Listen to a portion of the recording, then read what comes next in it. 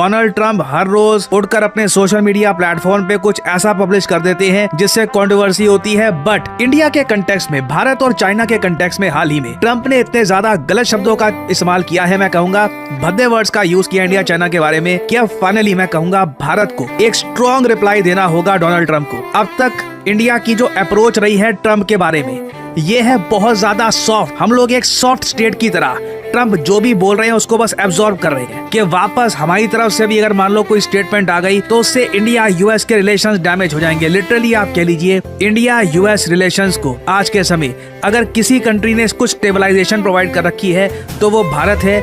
US की तरफ से they do not care at all. और हाल ही में तो देखिए ट्रंप ने सोशल मीडिया ट्रुथ पर जाकर ये बोल दिया कि भारत और चाइना जैसे हेल होल नर्क जैसे जो देश हैं वहां से लोग आके आ जाते हैं यूएसए में, बच्चे पैदा कर लेते हैं और यूएसए का जो बर्थ राइट सिटीजनशिप वाला लॉ है उसके अंडर उनके बच्चे नागरिक बन जाते हैं यूएसए के, और फिर बाद में अपना और परिवार भी ले आते हैं ये लोग यूएसए में। और अजीब बात देखिए भारत के बारे में ट्रंप ने ये सब बोल दिया। भारत में जो मिनिस्ट्री ऑफ एक्सटर्नल अफेयर्स है, जो हमारा विदेश मंत्रालय है, उनके स्पोक्समैन से पूछा गया कि ट्रंप तो देखो हमारे बारे में ये बोल रहे हैं, आप इसके जवाब में क्या कहेंगे। इंडिया की तरफ से फिर से मैं कहूंगा बहुत डिसअपॉइंटेड हूँ मैं। बहुत ज्यादा सॉफ्ट स्टेट वाला आंसर आया कि हमने ट्रंप की स्टेटमेंट देखी है और इस मामले को हम यहीं पर छोड़ रहे हैं। I mean, इतना ज्यादा सॉफ्ट होने की क्या जरूरत है। माना यूएस इकोनॉमिकली इम्पोर्टेंट है, मगर आप जानते हैं, मैं जानता हूँ, हमारी भारतीय संस्कृति में हम एक चीज को बहुत महत्व देते हैं, वो है पगड़ी।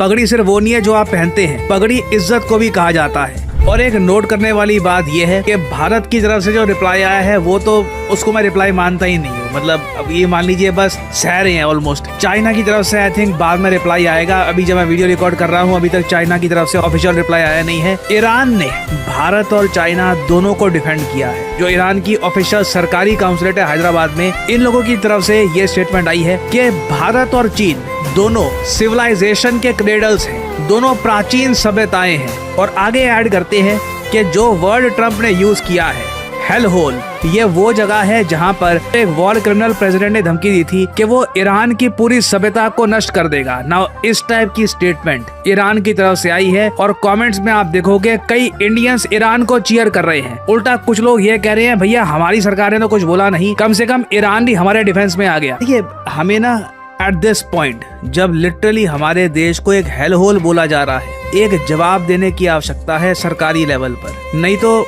मैं देख रहा हूँ यूएसए में अब धारणा ये बन गई है कि ट्रंप लिटरली थूक रहे हैं आज के समय।